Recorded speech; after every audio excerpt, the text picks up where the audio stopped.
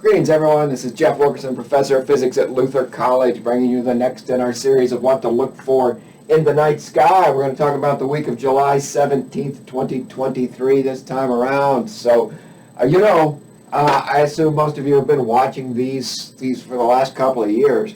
And so, a lot of times we like to talk about a thing and focus on the astrophysics and the history of the thing a little bit here or there.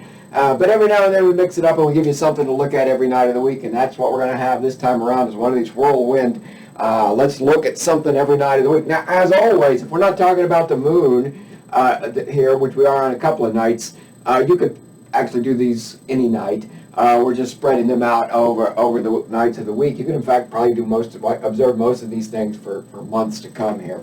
But let's start right off the bat. Right now, as it turns evening, east of the meridian, as we move on into August, it'll be high up directly overhead. The meridian line connects north to south directly overhead. Remember, it'll be the summer triangle.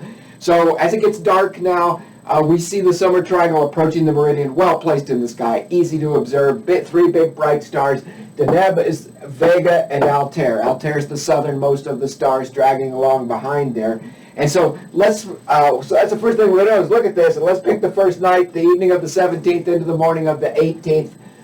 To look at Altair, and Altair is in the constellation of Aquila the Eagle, and it looks to me like a squished diamond like that, or like a kite with a tail trailing down this direction.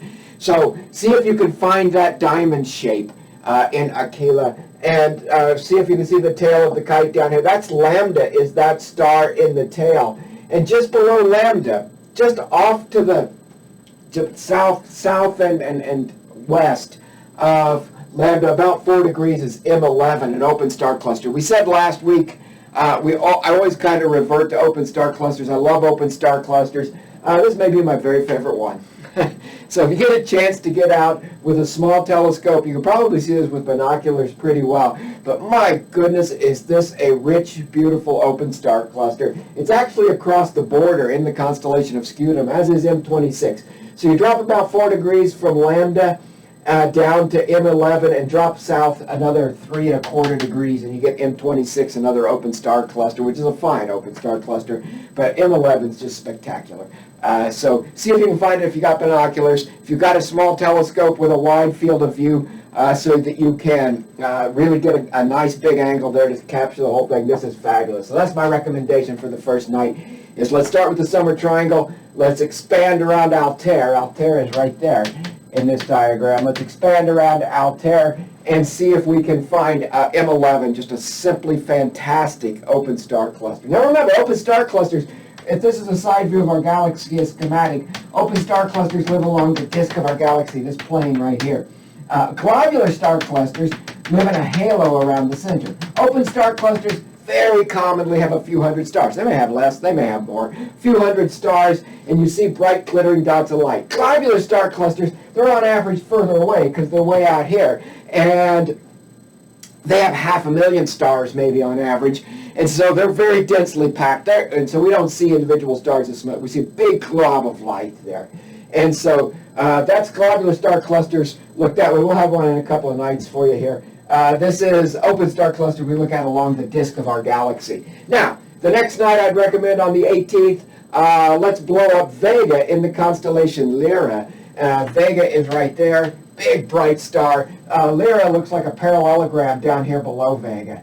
So it's connected to that parallelogram of stars, third to fourth magnitude stars, relatively easy to see when they're high overhead for those of us in the north right now. At the base of that parallelogram, you have Chiliac and Sulafa.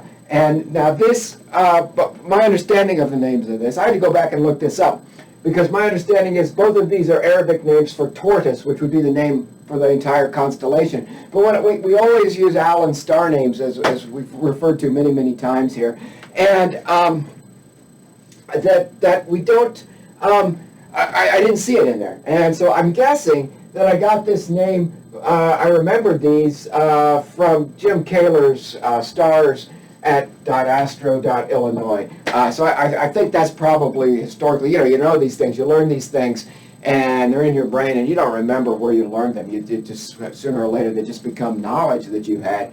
But if I had to guess, I would guess that's a place I might have gone to learn that. But I might have known that before that site existed. I don't know where that's from. But anyway, halfway between these two stars, not halfway, a third of the way, closer to Chiliac up here, is M57, the Ring Nebula. Maybe the best example, certainly for us here at mid-northern latitudes. If M11 is the best open star cluster, this is the best example of a planetary nebula, a star that's puffed off its outer layers and has, it's gone through its asymptotic giant branch phase. It's got shell burning further out. The surface of that star is getting expanded out. It's getting less gravitationally bound, less tightly held. You get one of these shells that ignites, and it's so far out there, the surface of this star, it just blows out into space. And so this is the end state of low-mass stars like the Sun will end this way. And you can see the white dwarf star that's left over at the core here in the Ring Nebula, and you can see the donut of light spreading out. It's a bubble of light,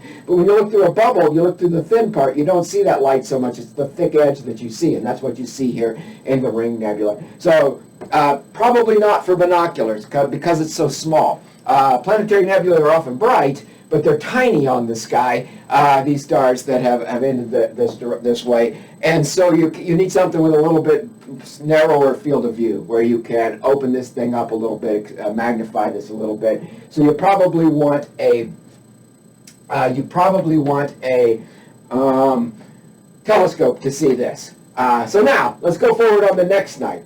On the next night, we've got the 19th into the 20th. We're going to swing to the south to Sagittarius. And Sagittarius and Scorpius, toward the center of the galaxy here, they're up as it gets dark right now. So they're rising into the sky. As it gets dark, look to the south if you live in mid-northern latitudes like I do, and you'll see these. We often think of Sagittarius as a teapot.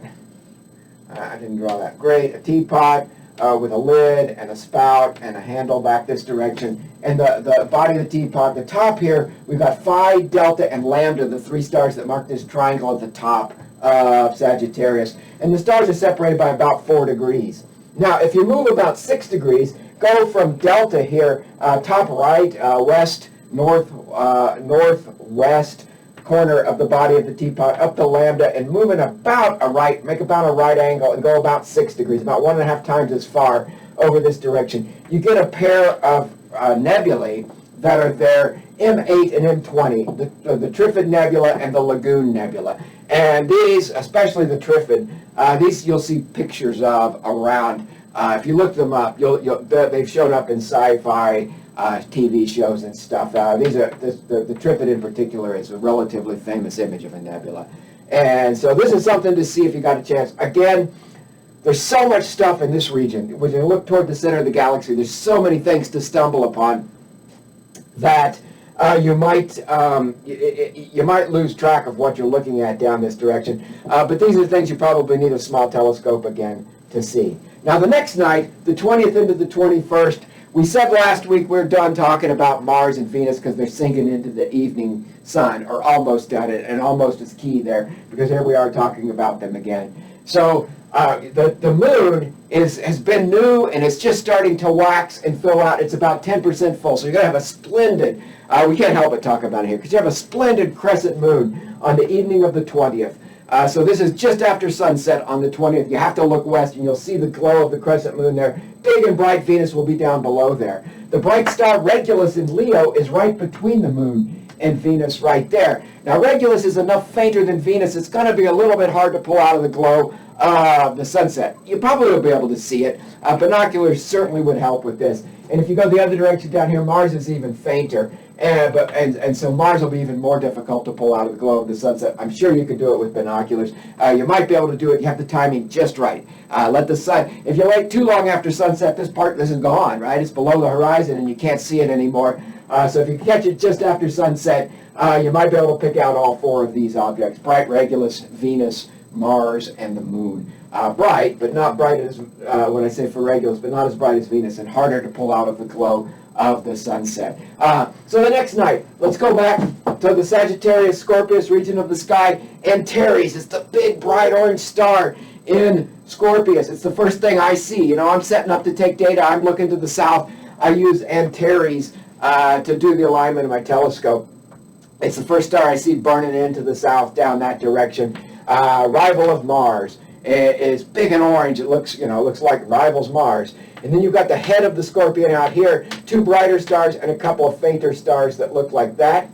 Let's draw it that way. Nu is this star up here. Sigma is a close companion here to Antares. Between Sigma and Antares and just below them is the globular star cluster. Remember, globular star clusters live in a halo around the center of the galaxy. Globular star cluster M4. M4 is a big, sprawling globular star cluster.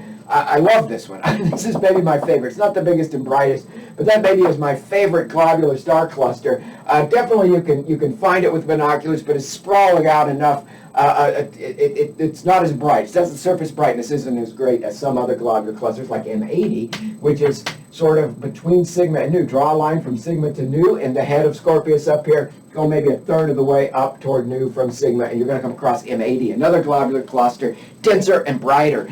It'll pop, you know, probably for you in a pair of binoculars, but a small telescope makes each of these better as well again.